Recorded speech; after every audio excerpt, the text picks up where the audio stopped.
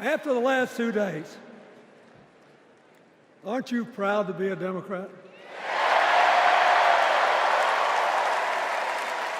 And I am very grateful to the Republicans and independents that have joined us, have been up here on the stage, and I hope they feel better about it now. Because I've seen all these things that even I have to be reminded of from time to time when I get my spirits down. I love seeing the Obamas here. I love seeing President Biden. And I thought Hillary gave a great speech, too. And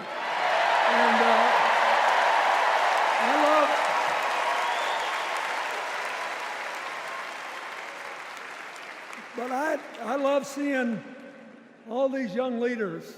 A bunch of them are coming up after me.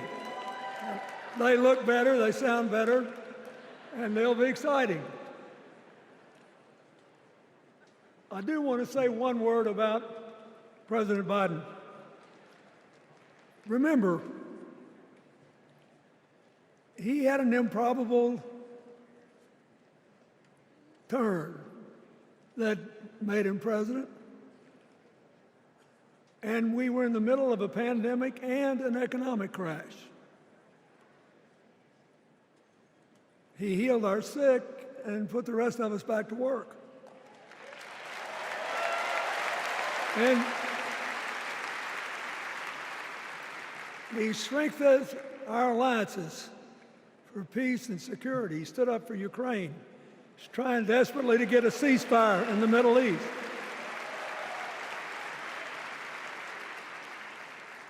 And then he did something that's really hard for a politician to do.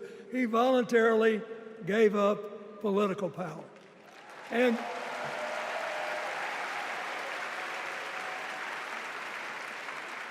George Washington knew that, and he did it. And he set the standard for us serving 2 terms before it was mandatory. It helped his legacy, and it will enhance Joe Biden's legacy. And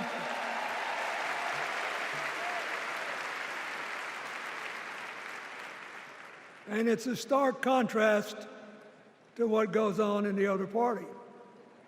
So I want to thank him for his courage, compassion, his class, his service, his sacrifice.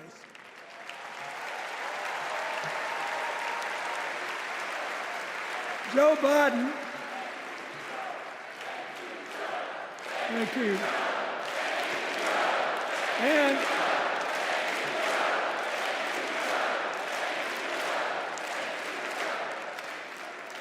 he kept the faith, and he's infected a lot of the rest of us. Now let's cut to the chase. I am too old to gild the lily. 2 days ago, I turned 78, the oldest man in my family of 4 generations.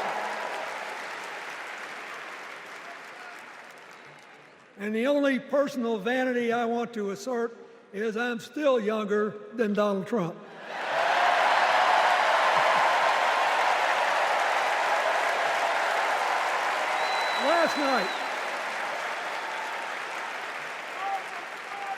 Last night, in what I thought was a very moving series of episodes, we nominated Kamala Harris and Tim Walz.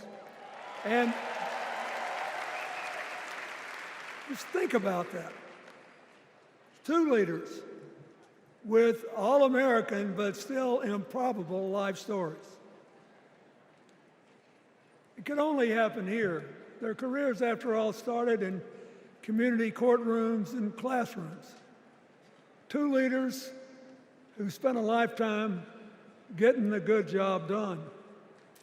Now, one of the things that I've noticed over my increasingly long life is that a presidential election is unique in several ways.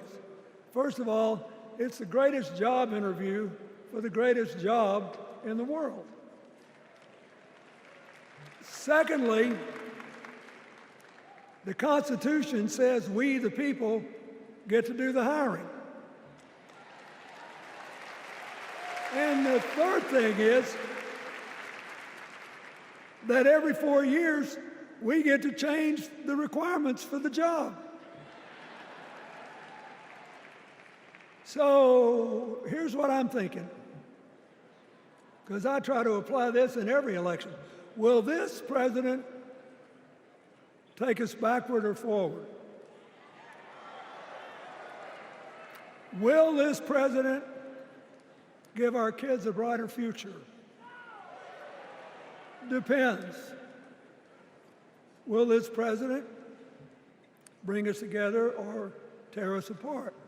Will the president increase the peace, security, and stability and freedom that we enjoy and extend it to others as we can?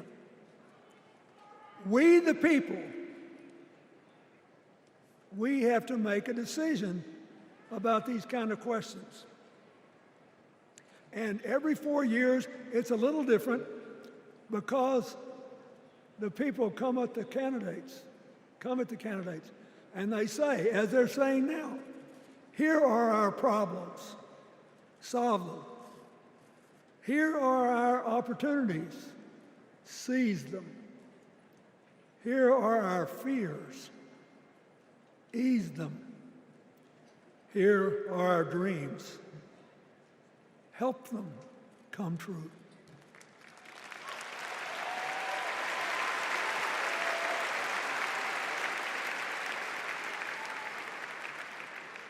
A president can answer that call by saying, I'll do my part, but you have to help me. We have to work together. Or you can dodge what needs to be done by dividing, distracting, and diverting us. So in 2024, we got a pretty clear choice, it seems to me. Kamala Harris for the people,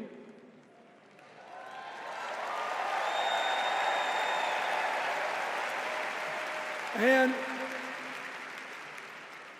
the other guy who's proved even more than the first go-around that he's about me, myself, and I. I know which one I like better for our country.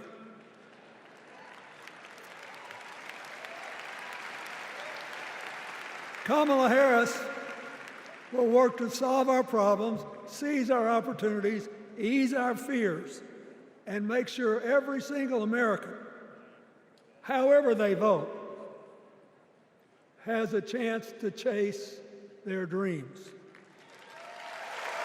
You know, when she was young, she worked at McDonald's. And she greeted every person with that 1,000-watt smile and said, "How can I help you?" Now she's at the pinnacle of power, and she's still asking, "How can I help you?"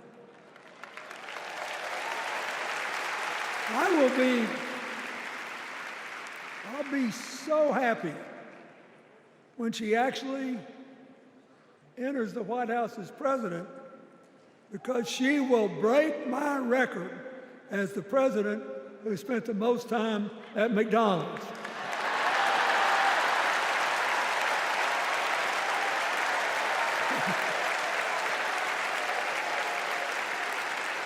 Now, but we got an election to win. And remember, we've got a guy that's pretty good at what he does. Donald Trump has been a paragon of consistency. He's still dividing, he's still blaming, he's still belittling other people. He creates chaos, and then he sort of curates it as if it were precious art. Let me say, not a single day goes by, even though I've been gone for well over 23 years from the White House, not a day goes by that I don't thank the Lord for the chance I had to serve and what it meant.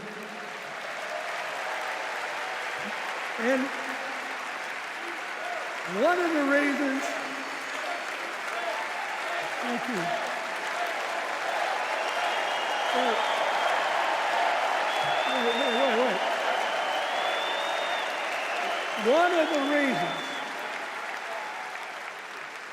One of the reasons I love the job so much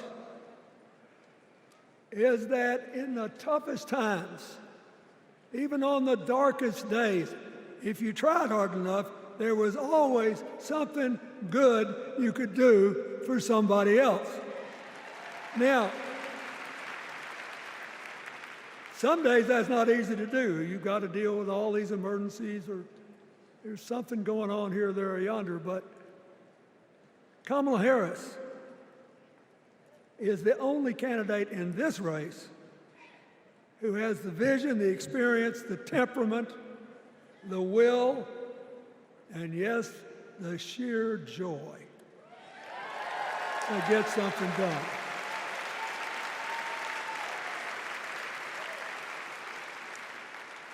I mean, look, what does her opponent do with his voice? He mostly talks about himself, right? So the next time you hear him, don't count the lies. Count the eyes.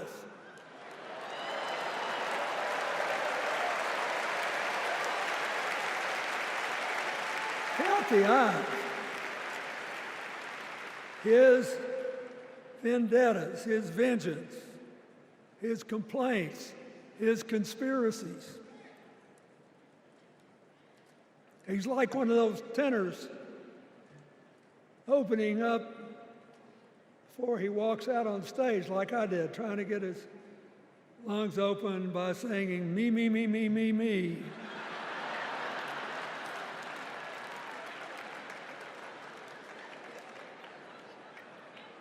When Kamala Harris is president, every day will begin with you, you, you, you.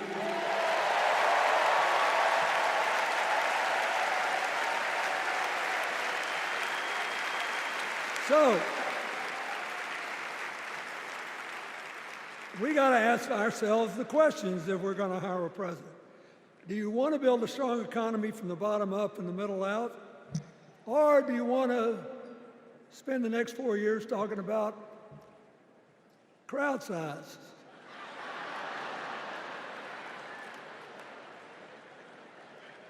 You're going to have a hard time believing this, but so help me, I triple-checked it.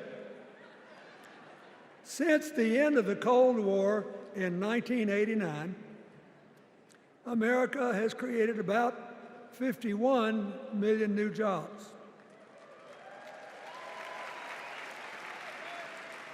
I swear I checked this 3 times. Even I couldn't believe it. What's the score? Democrats 50, Republicans 1.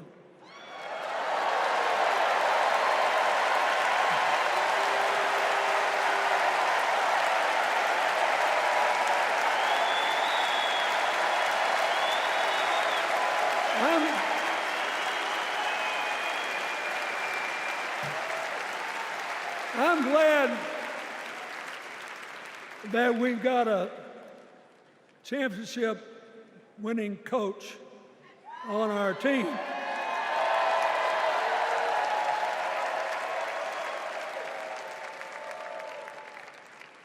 But even the most limited of us in what we know about football, or any other sport, knows that if you're got 50 and the other side's got 1, you're ahead.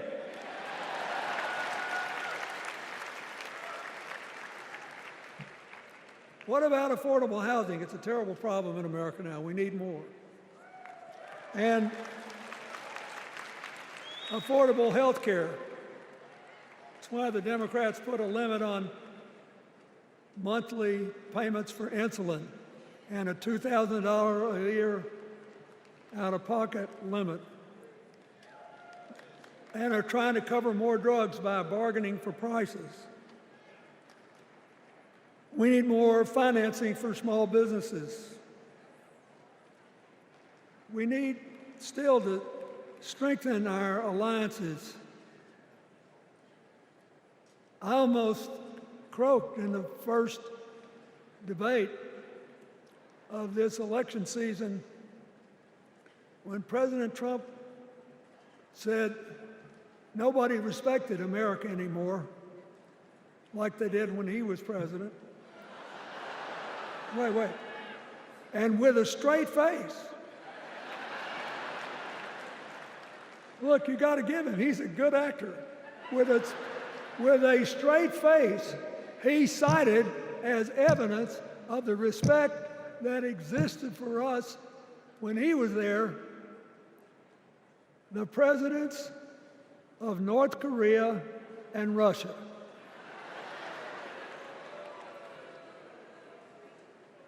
I'd rather have the people who respect us now. And one of the things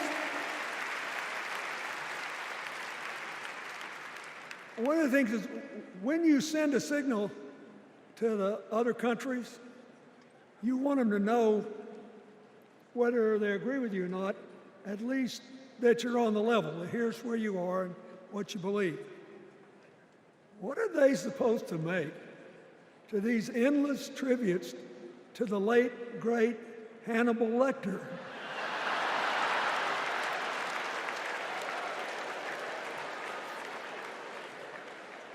I mean, President Obama once gave me the great honor of saying I was the explainer-in-chief. Folks, I've thought about it, and I don't know what to say.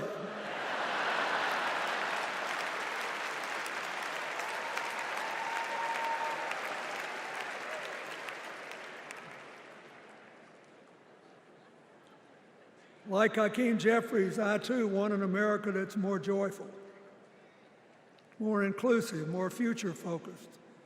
Just think what a burden it's been on us to get up day after day after day after day, buried in meaningless hot rhetoric, when there's so many opportunities out there, so many problems that need to be solved.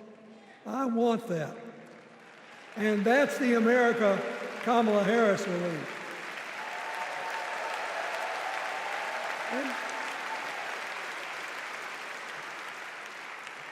She's already made her first presidential decision, and she knocked it out of the park when she asked Governor Tim Walz to be her nominee for vice president.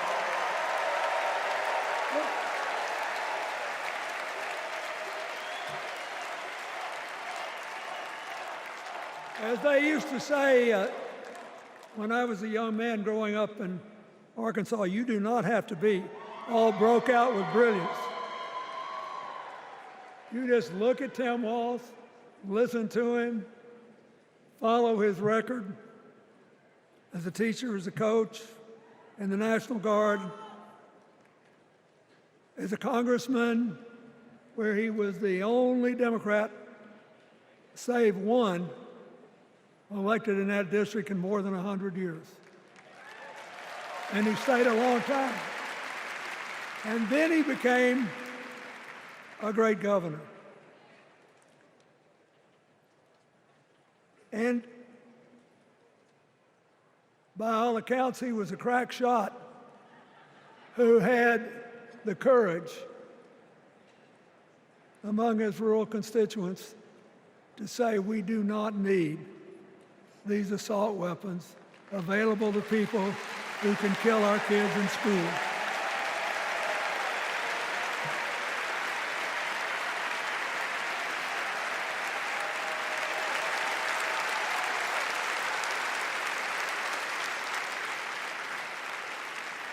So, armed with her first decision,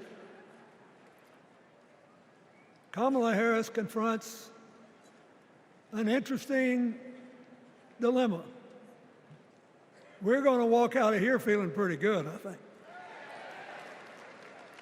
We've got energy, we are happy, we feel like a load's off our shoulders.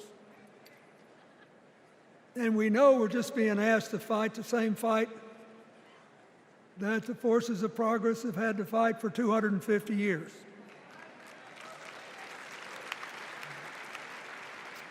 In the face of stiff and often violent opposition, we have to find a way to go forward together, where we the people make our union more perfect. So that's a good thing. How could we possibly lose? Kamala Harris has fought for kids her whole life that were left out and left behind. She's taken on gangs trafficking across the border. She's fought to protect the rights of homeowners.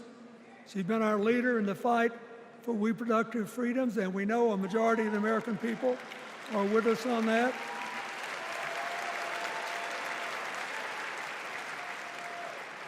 And she's gained an invaluable amount of experience as vice president, advancing our values and interests around the world.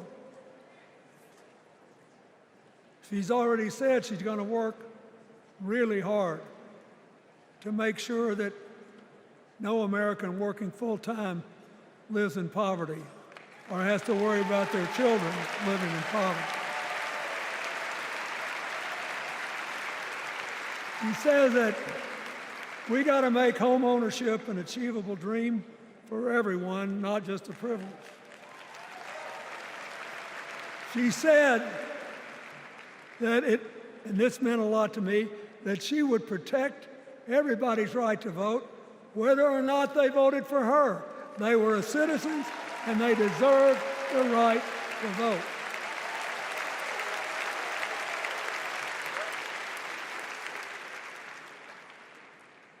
The other day, her opponent implied that as his people voted one more time, they'd be able to rig it from now on and they wouldn't have to vote again. You think they're kidding, but I know a lot of these folks, and most of them are really good people, but some of them think that they are bound to dominate America politically, economically, and socially, and they have to use politics to do it, and they should rig the system. I don't believe that. And so here's what I want to tell you. We've seen more than one election slip away from us when we thought it couldn't happen, when people got distracted by phony issues or overconfident. This is a brutal, tough business. I want you to be happy. One of the reasons that President-to-be Harris is doing so well is that we're all so happy.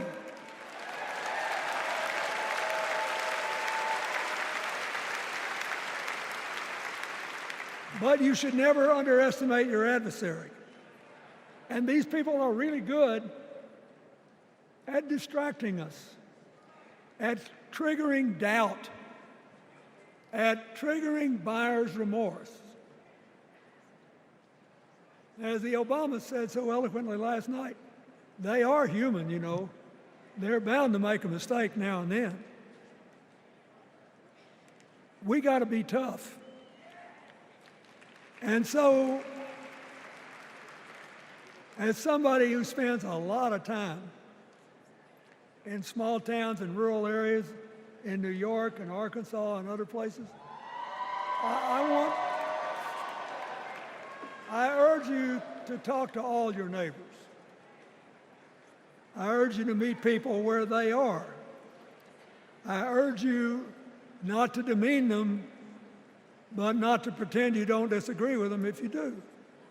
Treat them with respect, just the way you'd like them to treat you.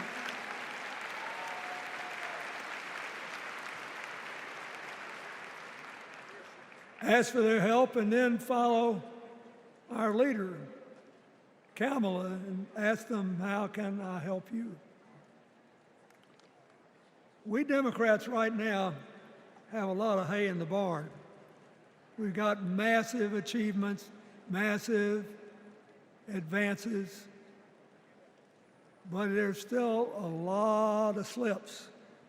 between today and Election Day that we have to navigate. And so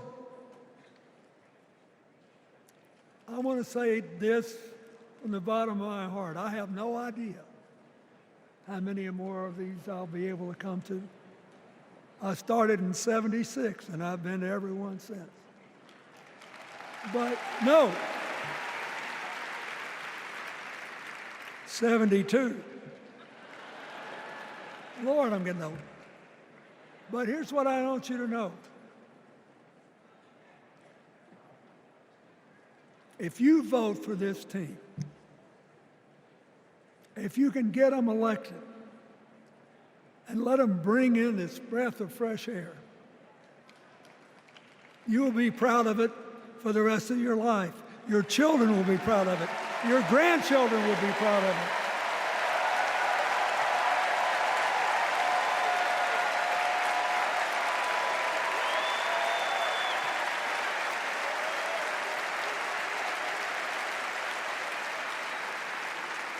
Take it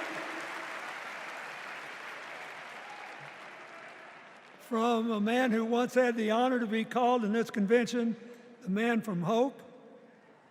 We need Kamala Harris, the president of joy, to lead us. So,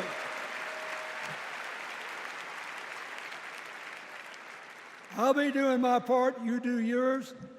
I'll see you when we're making a real joyful noise when the votes are counted. God bless you, and God bless America.